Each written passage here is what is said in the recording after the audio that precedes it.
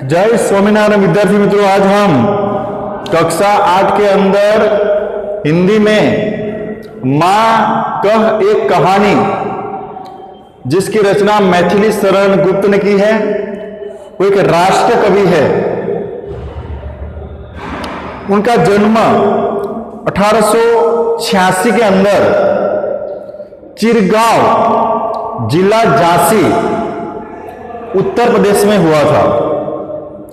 बचपन से ही कविता में उनकी रुचि थी। आचार्य महावीर प्रसाद द्विवेदी से प्रेरणा लेकर वो खड़ी बोली की ओर मुड़े थे। उनकी कविताओं में उनके कारण निखार आया था। उन्होंने अपनी कविताओं में भारतीय जीवन को समग्रता से देखने का, प्रस्तुत करने का प्रयास किया है। साकेत गुप्त जी द्वारा लिखित एक महाकाव्य है। इसके अतिरिक्त उन्होंने यशोधरा, पंचवटी, भारत भारती और जयद्रथ वध नाम की काव्य कृतियों का रचना की है। उनकी मृत्यु 1964 के अंदर हो गई थी। इस कविता के अंदर मारने वाले से बचाने वाला बड़ा होता है, यह उक्ति चरितार्थ हुई है। गौतम बुद्ध के जीवन से संवाद शैली की इस कविता में गौतम बुद्ध के बचपन की घटना का उल्लेख है, जिसमें उनका पुत्र राहुल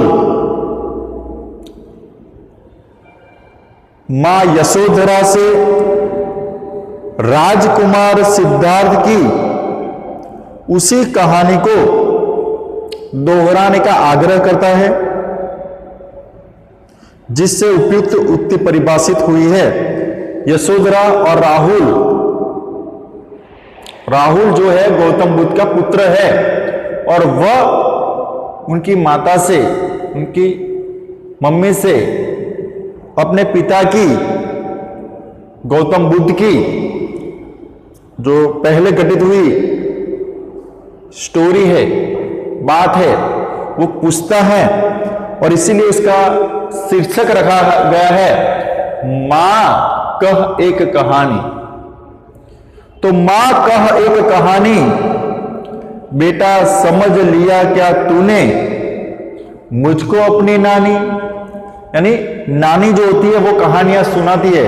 इसलिए उसकी मां कहती है कि तूने मुझे नानी समझ लिया है, तो मैं तुम्हें ये कहानी सुनाऊं। कहती है मुझसे यह चेटी, तू मेरी नानी की बेटी। और ये बच्चा कहता है तू मेरी नानी की बेटी है, तो तू मुझे कहानी सुना। कह मां कह लेटी ले ही लेटी, राजा था या रानी। और माताजी वहां पर बिस्तर पर लेटी लेटी वहां पे कहानी सुना रही है।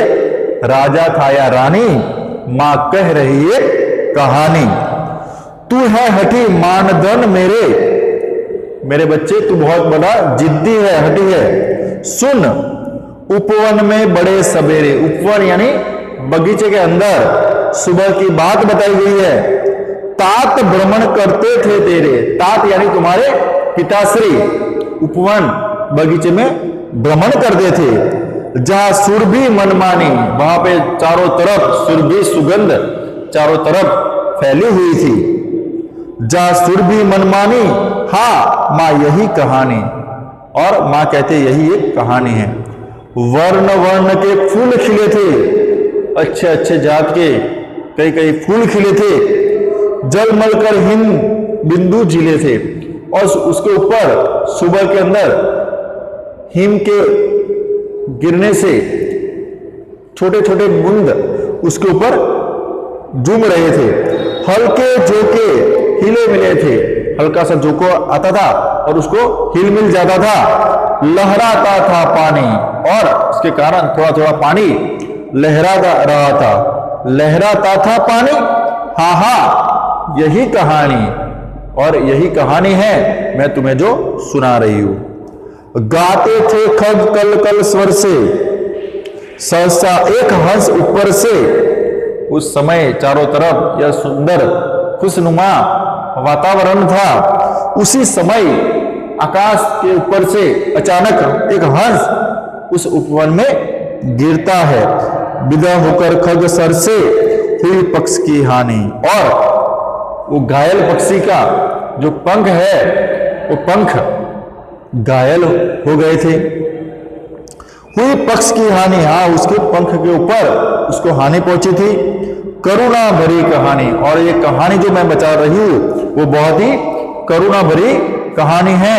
तो माँ आपको बता रही है एक करुणा भरी कहानी, जिसके अंदर राहुल के पिता की बात, गौतम बुद्ध की बात बताई गई है। चौक उन्होंने उसे उठाया, अब गौतम बुद्ध उसको उठा लेते हैं। नया जन्म सा उसने पाया, और उस पक्षी ने जैसे नया जन्म पाया हो ऐसा लगता है। इतने में आखेट आया, आखेट यानी शिकारी जिसने उस हंस को घायल किया था, वो आता है। लक्ष्य सिद्धि का मानी, और उसने आकर अपना जो शिकार था उसको वो मांगने लगा। लक्ष्य सिद्धि का मानी कोमल कठिन कहानी, और एक कोमल और कठिन एक कहानी आपको मैं बता रही हूं। मांगा उसने आहत पक्षी, और उसने आकर जो पक्षी है उसको वो मांगता है। तेरे तात किंतु थे रक्षी, और तुम्हारे जो पिताजी जो थे उसके रक्षक थे, और वो रक्षक से वो पक्षी मांग रहा था।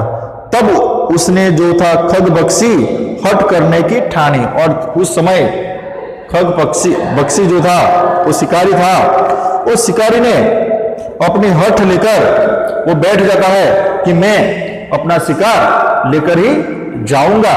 तो इस प्रकार मां कह रही है कहानी, जिसमें बताया गया है कि एक पक्षी घायल है, और राहुल के पिता गौतम बुद्ध सिद्धार्थ उस पक्षी को अपने हाथ में लेकर उसको रक्षित करते हैं। उस समय वो शिकारी आता है, और वो शिकारी आकर हट करके वो पक्षी मांगता है। हट करने की ठानी, अब बढ़ चली कहानी। अब देखिए अब कहानी आगे बढ़ती है। हुआ विवाद सदैव निर्दय में, उभय आ गए थे स्व विषय में, और उन दोनों के बीच वाद विवाद हो जाता है। गई बात तब न्यायालय में, सुनी सभी ने जानी, और उस समय इस पक्षी का अधिकार किसका है यह बात को लेकर झगड़ा हो जाता है, और यह बात न्यायालय में जाती है। सुनी सभी ने जानी, व्यापक हुई कहानी, और ये सब बात जब न्यायालय तक पहुंची तब सारे लोगों ने यह कहानी जानी। राहुल तू निर्णय कर इसका, न्याय पक्ष लेता है किसका। अब राहुल को कहती है उसकी मां कि तू अब निर्णय ले, किसका पक्ष में न्याय होगा। कह दे निर्भय जय हो जिसका, सुन लू तेरी बानी। तो तू भी इसमें न्याय बता, तू कौन सा उत्तर देता है। मां मेरी क्या बानी, तो मैं क्या बोलूं मां, मैं सुन रहा कहानी, मैं तो तुम्हारी कहानी सुन रहा हूं, मैं तुम्हें क्या उत्तर दूं। कोई निरपराध को मारे तो क्यों अन्य नौ से उबारे। अपराधी जो है उसको कोई अगर मारता है तो अन्य लोग उसे क्या बाहर नहीं निकालते, उसे बचाते नहीं है। रक्षक पर बक्षक को वारे, न्याय दया का दानी। और रक्षक पर बक्षक को वारे, रक्षक ही बहुत ही बचाने वाला ही महत्वपूर्ण है। न्याय दया का दानी, तूने सुनी कहानी। और इस प्रकार अंत में न्याय किसको मिलता है, जिसने अंदर दया है, जो बचाने वाला है।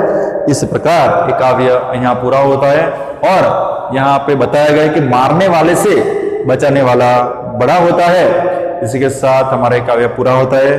सहजानंद स्वामी महाराज ने जय। इस काव्य का आपको स्वाध्याय लिख देना है। थोड़े शब्दार्थ आप लिख लो। शब्दार्थ है, सबसे पहले होगा सुरभि,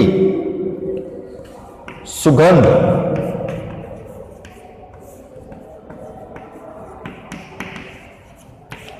उसके बाद आगे है जलमल, जलमल यानी चमक। उसके बाद है सर, उसको जो तीर लगा था, सर उस यानी तीर। उसके बाद आखेट,